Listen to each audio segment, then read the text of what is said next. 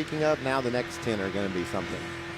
This is the 10. They've put them, Ty Bodine, David Starr, Skinner, Busch, these guys have put themselves in a position to win this race with about 10 minutes to go.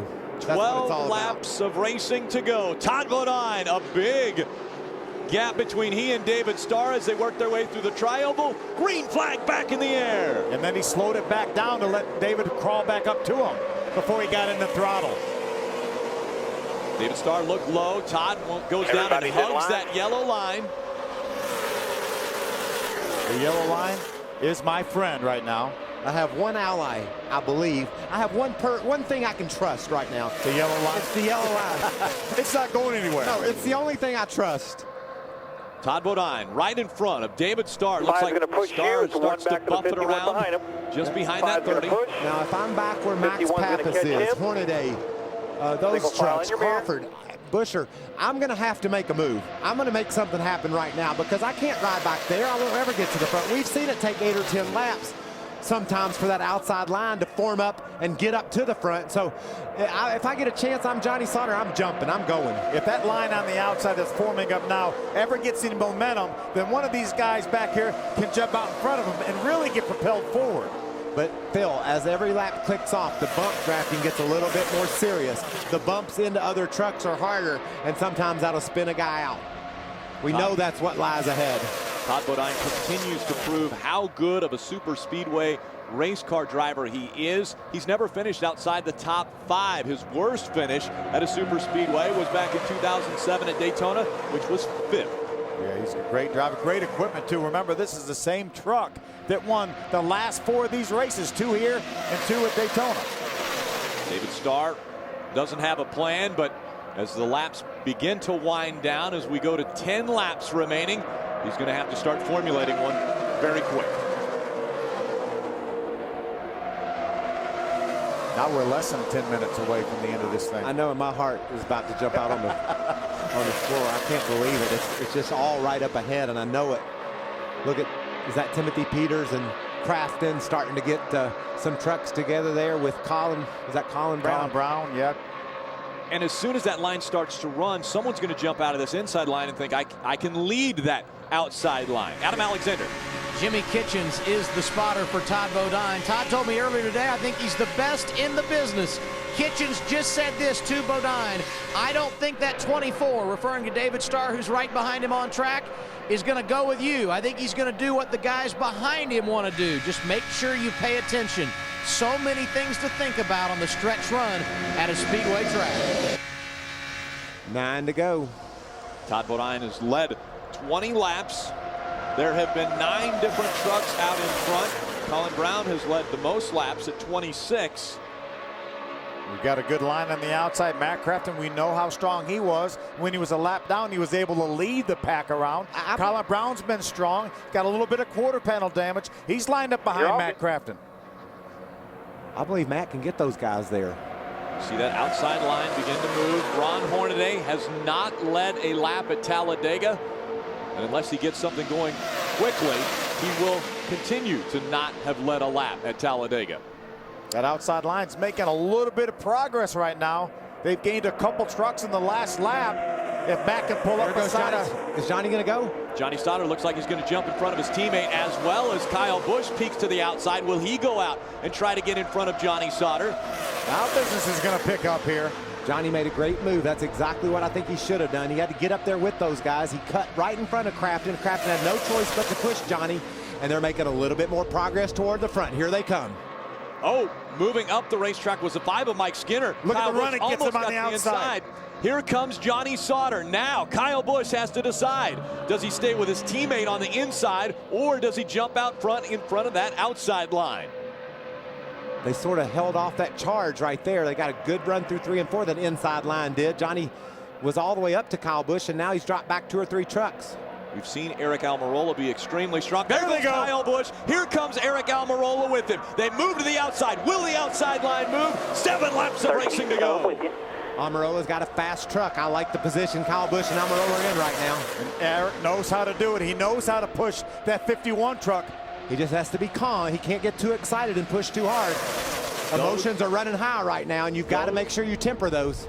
Look at the run on the outside. The two trucks are moving on the outside line. Here comes Johnny Sauter. Here comes Matt Crafton. Right by that 30 of Todd Bodine goes the 51 and the 15. Let's see if they move to the bottom of the racetrack. They do. That's risky business. Almirola is pushing the heck out of Busch. Plus, he can't do that forever, Phil. His water temperature will skyrocket. He's going to have to fall off of Kyle Busch eventually, and there's the gap. 6 Johnny to go. Sauter on the outside now. He's pulled up even with Todd Bodine in a battle for third. And he's got his teammate right behind him, and his teammate's in a fast truck. So those two have teamed up, just like our teammates that are leading teamed up. The two lines running even now. The outside line was moving. Now it's stalled out. Let's see what happens at the front of the field. Kyle Busch trying to stay in front of his teammate Aric Almirola. Todd Bodine running third. David Starr is fourth. Mike Skinner is fifth. Adam Alexander, is there team rules for that 15?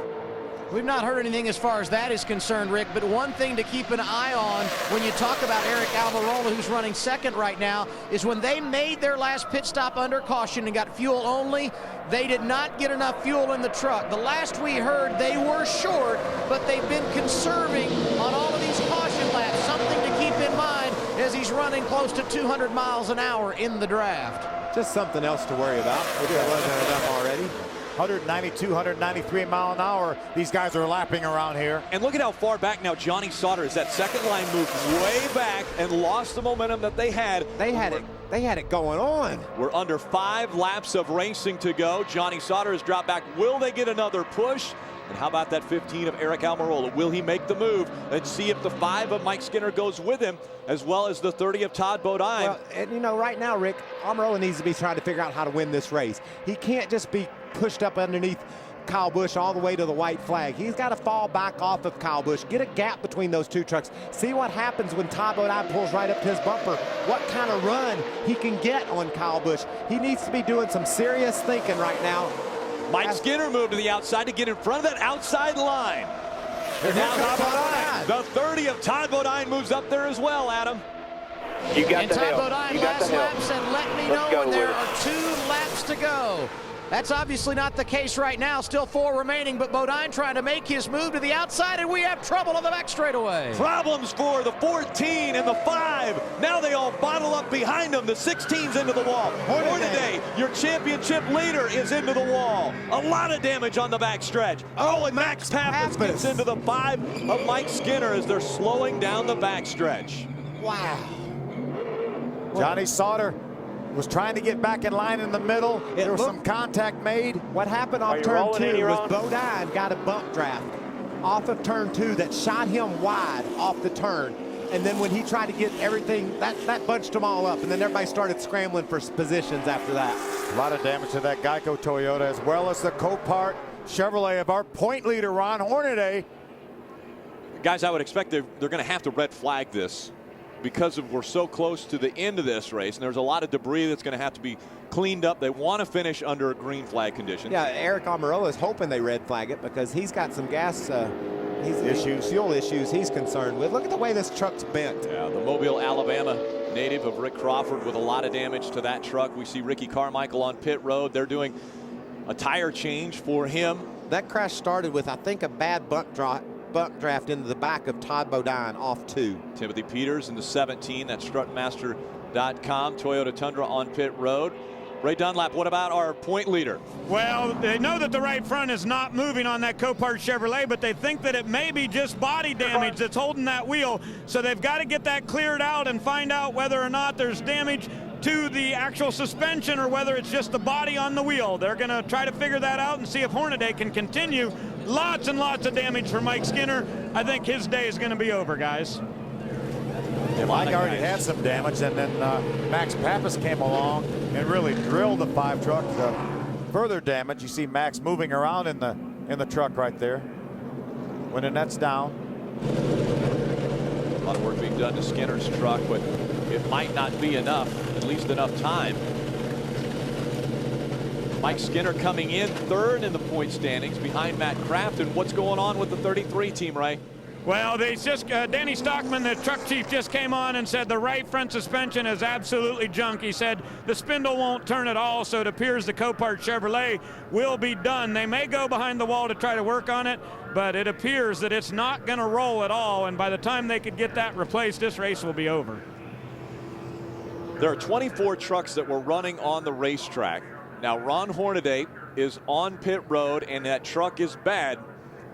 We've got a problem for Hornaday. Could this be the situation that Matt Crafton has been looking for? Obviously, bad news for Hornaday, good news for Crafton. Well, Matt Crafton knew that Ron Hornaday was going to have to have some sort of trouble to get back in contention. Right now, Ron Hornaday probably will fall back to about the 24th position, something like that, and that's going to allow Matt Crafton to gain points. But I tell you, with 3 races to go after here, that's still a pretty big hill to climb.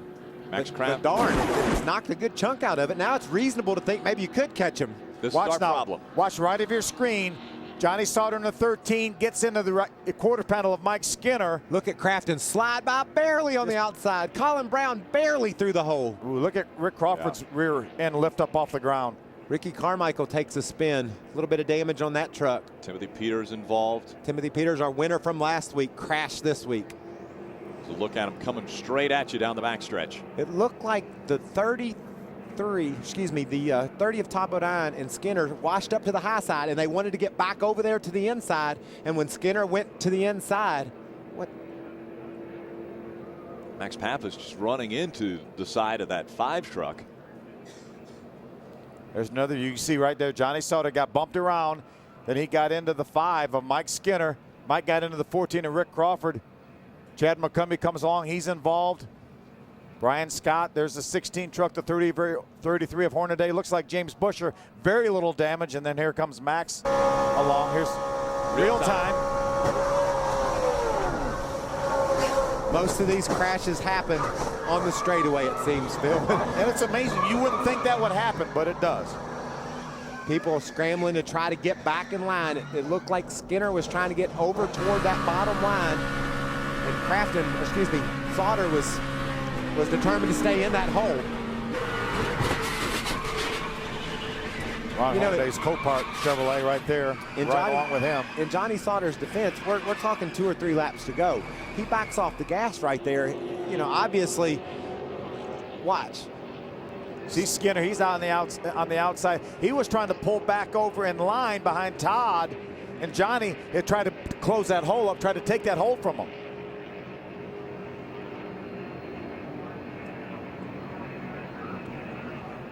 Take another look. This is real time. That's just, I mean, it's really difficult to assess exactly who to blame that on. I mean, Skinner was trying to pull over a little bit. Johnny was in there a little bit. They got together and it caused a big crash. Hey, his wheel's turning. It wasn't earlier. That's good. That's a good sign. 33 looks like he'll be coming back out onto the racetrack again. The final 5 laps winding down as they're working on that 13. Let's go trackside to Adam Alexander. And one of the good parts of this accident, everyone appears to be okay. One of those, Rick Crawford, you were able to drive your truck back around. We've seen a number of replays. What did you see? Well, it was just rolling. I didn't see anything, Adam. I was in line on the bottom as far down as the yellow line that I could go. I finally found out what the big one is in Talladega and not cause it. So it must have happened beside me or something. And I seen him get squirrely, but I was as low as I could go. And there wasn't much to it. The Durastar International Trucking Engine, Ford F-150, the 5 got into the right rear corner there, turned me to the right. So that's the way it goes, but there was some good hard racing out there. I know the fans was entertained today on speed, and I'm just glad to be part of it. I'm glad you're okay, Rick. That was Appreciate everything. Thank you. That was a great view because Todd Bodine got a bump from Mike Skinner. It turned him sideways. That moved them up the racetrack. And it also slowed all their momentum. The bad bump draft off turn 2 started that, and it didn't material. The wreck didn't materialize until they got on down the straightaway a little bit. It caused them their momentum, and then they all tried to get back over to the inside, and there just was too many trucks. And Johnny tried to take up that hole in the middle of the racetrack that they left when they slid up the racetrack. And then Mike Skinner tried to get back in line behind Todd, and that's where the initial contact came that caused this accident. See a couple of the trucks, Chad McCumbee and Max Pappas' trucks being pulled back behind the wall into the infield. There's the 5 of Mike Skinner, that PC Myler Navigator on pit road. Bobby, got to get it up. Come on. Hear the radio communication as they're working on that truck. And really, obviously, there's no chance this truck is going to win, but they want to get it back out there in contention at least for laps to finish, because they're third in the points, and it could be a big point day for them. Yeah, and that's what they do. That's what all these guys are going to do. They're going to try to get these things fixed, get back out there and get the best finish they can. Let's take another look at from the blimp. Watch this bump right now coming from the 5 to the 30. Remember, they're right tucked down. Watch the 30 go to the right. Yeah. Right he gets there. sideways now, and Skinner follows him. Johnny's going to try to take that hole up in the middle. Skinner's just trying to get back in line behind the 30, and that's where the initial contact came.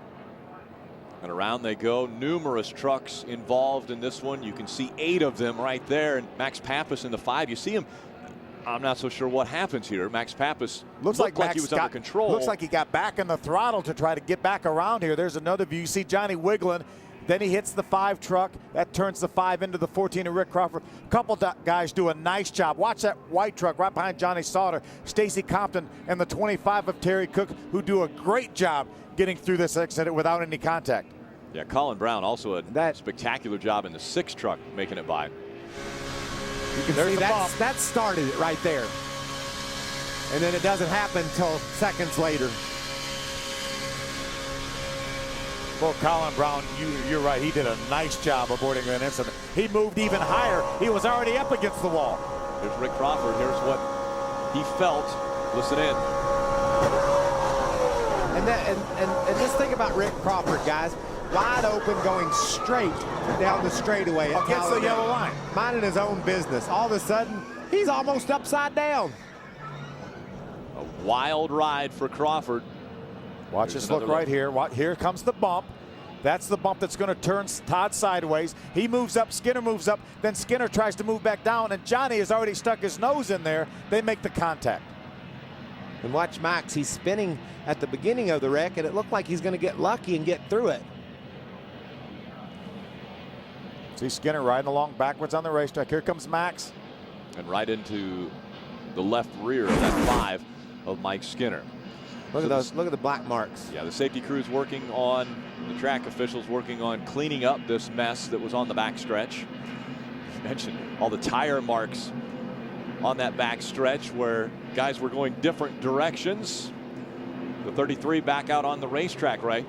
A good bit of damage there, Rick, but Ron Hornaday saying it's rolling okay. Now, when Danny Stockman, the truck chief, got under there, he said the right front sway bar arm was completely worn off. So Rick Wren is cautioning Ron Hornaday that it may be steering okay and running all right now, but if we go back to green here, be very, very careful. Don't get yourself hurt. They're thinking it's okay to roll right now, but Hornaday has no idea what this truck will do once they get back up to speed. It was 224 points, the point difference between Hornaday and Crafton when they started this race. As they're running on the racetrack now, it's 178 points that separate them. One of the drivers that was involved in this most recent incident, already out of his truck and out of the infield care center, Chad McCumbie's with Chris Devoda. That's right, Rick. Chad McCumbie out of the care center. Chad, so frustrating when you get that close to the finish of a race, especially here at a restrictor plate track. What did you see from your vantage point? Well, coming off of 2, I seen them guys get together and seen Todd start to move around, and I thought we were going to be okay, and then it seemed like it took them a while to wreck, and once they did wreck, I mean, there was just nothing we could do. I hate it that we're getting TV time like this for the T-Wee Chevrolet and SS Greenlight Racing, but got to thank everybody that came on board with us to help us get through this year, and we've had a real good one, and I think we're in position to get at least a top 10 there. We'd put ourselves, I felt like we needed to be in whatever line the 6 truck was in, and we got together with the 6 over there. Got to apologize to him for that. I seen nothing. Next thing I know, I was beside him. So it was, sun gets really bad over there that time of day. And like I said, just hate it for all the folks at T-Wee and ASI Limited and Spectrum, Max O'Neill Bell. I was hoping we'd get a good one. All right, I know it's frustrating. Good news, Chad. Texas, one of your best tracks, is next. Adam? Kyle Busch leads this field. His teammate right behind him, Eric Almirola. Busch said on the radio, I want us to finish 1-2, but in order for that to happen, Almirola is going to have to push me off of turn 4 to the win. As far as fuel mileage is concerned for Eric, I just talked to his crew chief, Doug George. I said, how close is it? He said, all these caution laps certainly aren't helping me any.